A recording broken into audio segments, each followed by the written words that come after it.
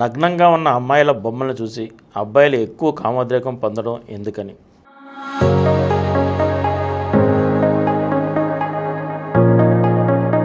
నగ్నంగా ఉన్న అమ్మాయిని చూసి అబ్బాయి ఎక్కువ కామోద్రేకం చెందుతాడంటే వాళ్ళ మగవాడికి ఆడదాని ఫిగర్ చూస్తూ ఉంటే అదే అర్ధనగ్నంగా ఉన్నటువంటి.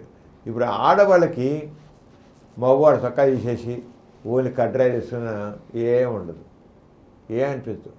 వాడు కాస్త హీమేళ్ళం ఉండి మస్కులర్ బాడీ అయితే వాడు మంచి టీవీగా ఉండి కదా బాడీ బిల్డర్ అయినట్లయితే ఆడవాళ్ళకి మంచి ఫిజిక్ ఉంది మగవాడికి అని చెప్పి ఆడవాళ్ళని చూసి కాస్త అట్రాక్ట్ అవ్వచ్చు. కానీ మగవాడు ఆడదానికి ఎక్కడ సరే కొద్ది లోన్ ఎక్కేసుకున్నా లేకపోతే బొడ్డు పైకి చీర కట్టినా బొడ్డు కిందకి చీర కట్టినా నడుము కనబడుతుంది కలిసినా సరే వాడికి ఒక ఎక్సైట్మెంట్ వస్తుంది. వాడికి అది మనసత్తా. మగవాడిని ఎక్కడో సరిగ్గా కాళ్ళపైకి వేసుకున్నా ఏం రాదు, ఆడదానికి ఏం రాదు. అది చూసే దీంట్లో సెక్స్ దాంట్లో ఆడదానికి మాత్రం మగవాడిని అర్ధనగ్నంగా చూసినా నగ్నంగా చూసినా కూడా పెద్ద ఏమి ఉండదు. ఒక్కోసారి ఆడవాళ్ళకి అసహ్యం కూడా పుడుతుంది. మగవాడు నగ్నంగా ఉంటే వాడు అసహ్యం కూడా కలుగుతుంది. వాడు మ్యాన్లీగా ఉండాలి.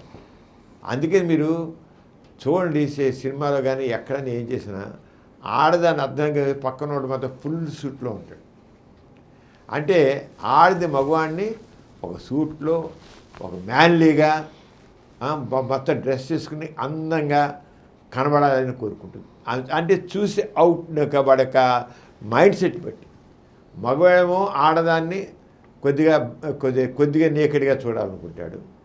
ఆడది మనిషిని శుభ్రంగా చక్కగా సూట్ వేసుకుని హుందాగా కనబడాలి, మ్యాన్లీగా జెంటిల్మెన్గా కనబడాలని అనుకుంటుంది. అలా వాళ్ళ నేచర్ అంతా చూసే మైండ్ సెట్ అలా ఉంటుంది. అంచేత మగవాడికి ఆడదాన్ని నగ్నంగా చూస్తే వస్తుందంటే వాడు మైండ్ సెట్ అలా ఉంది. వాడు ఉండే మైండ్ సెట్ మగవాళ్ళ మైండ్ సెట్ అంతే ఆడాలి. అందుకని వాళ్ళు నగ్నంగా అర్ధనగ్నంగా అలాగే చూపిస్తుంటారు. నేచర్ ఏంటంటే అది వీడి మగవాడి నేచర్, అది ఆడవాళ్ళ నేచరు. ఈ మగవాడి నేచర్ అలా ఉంటుంది. అది మైండ్ సెట్ అంతేగాని ఇంకేం కాదు.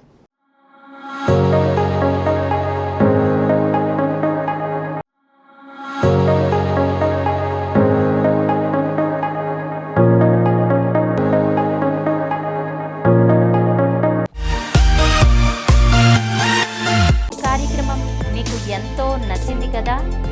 ఇటువంటి మరిన్ని వీడియోల కోసం అనతి కాలంలోనే 21 కోట్ల వ్యూస్ సాధించిన సమరం ఛానల్ సమర్పించు సమరం మీకోసం ఛానల్కు సబ్స్క్రైబ్ చేయండి, లైక్ చేయండి, మీ ఫ్రెండ్స్కి షేర్ చేయండి. అలాగే ప్రక్కనున్న గంట సింబల్ని ప్రెస్ చేయడం మర్చిపోకండి.